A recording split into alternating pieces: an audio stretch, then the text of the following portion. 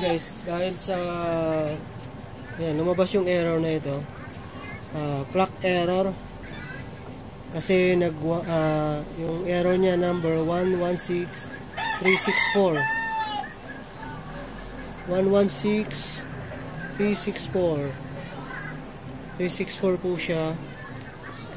Nagkaroon siya ng problema sa date and time. CMOS battery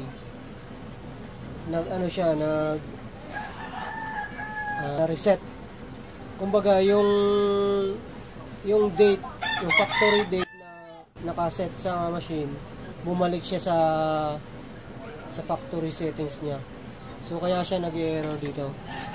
Out of date na siya ngayon.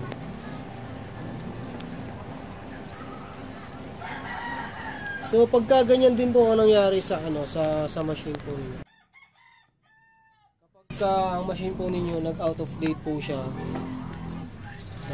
lalo na pareha sa model po na to, nag-error po siya ng 116364. Ang gagawin po natin yan, isi-set po natin sa tama yung oras niya. So papasok po tayo sa service mode po nito para ma-set natin yung clock niya sa tama. So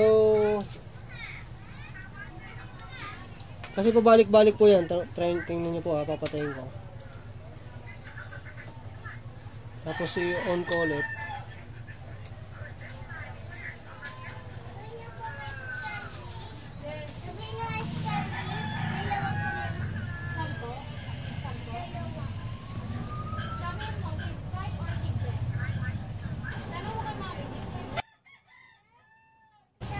Ayan po, bumalik na naman siya.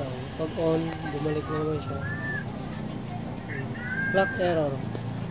So, gagawin po natin, isi-set po natin siya. So, ganito po ang gagawin natin dyan. Patayin muna natin yung machine. Tapos,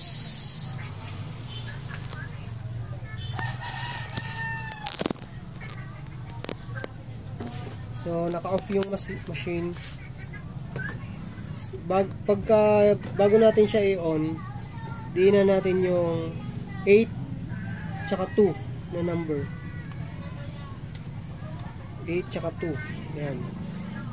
Diba? Nakapanghawakan eh. So, number 8 tsaka 2. Diinan nyo po yan. Tapos saka nyo i-on.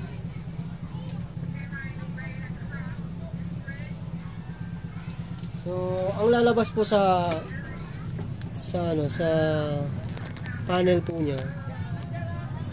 Ayan, CE diag password. So, pagka ganyan po, ang pipindutin po natin ay number 8, 885. Ayan, please wait siya.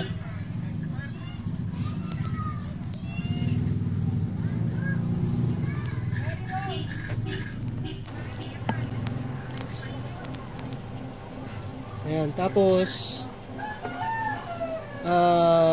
ang pipiliin natin dito yung printer diag. Dito po, may napipindot naman dito siya. Ayan. Piliin po natin yung printer diag. Tapos okay. Antayin lang natin po na lumabas.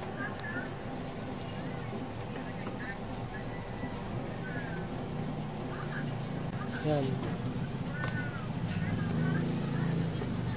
Ayan guys, nangyayari yung pagkaroon ng ganito problema. Minsan kapag na-stuck ng matagal yung machine na hindi ginagamit. O kaya naman may pumasok na insekto sa loob, ipis, nagdikit yung kasi may mga paa yung mga paa yung papunta doon, yung nilalagyan ng CMOS battery, may mga paa yun. Maaring medyo basa-basa pa yung ipis. Pag dikit niya, nag-positive, negative, nagdikit, automatic reset yung reset yung clock, yung date. Kaya nagkakaganon. kapag na-i-stack yung machine. So antayin lang natin siya hanggang matapos yung nagdi-diagnose kasi yung ano yung machine eh. Mamaya-maya lalabas yung papilian dito. Ayan. Ito nakalagay dito. Kung nakikita ho dyan.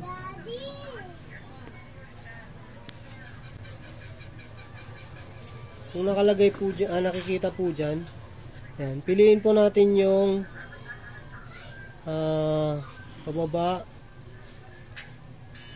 RTC set. Ayan. Tapos click OK. Lalabas na po dyan yung date and time. So i-update na po natin siya. Ilagay na natin sa tamang date siya. Anong oras ba ngayon?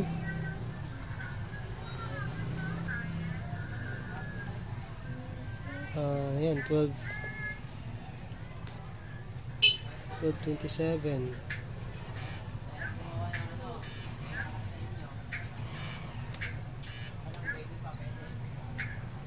So dito talaga siya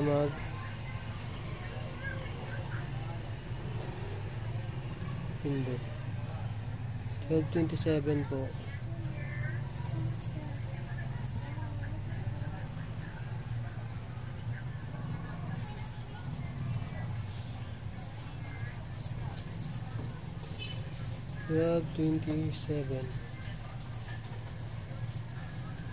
Tapos dito naman 2024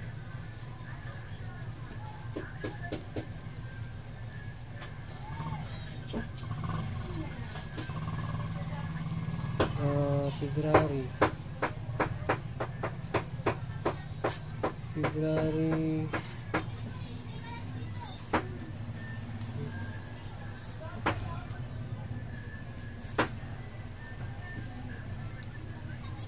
natin kung ito yung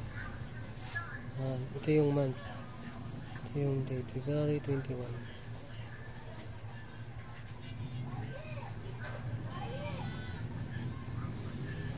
Yan. Tapos set na natin siya. Tapos lalabas in a few seconds machine reboot. Yan. So magre-reboot na siya. Tingnan natin kung ano ang magiging resulta. Ayan. Ayan o, okay na, naka-ready na ho siya.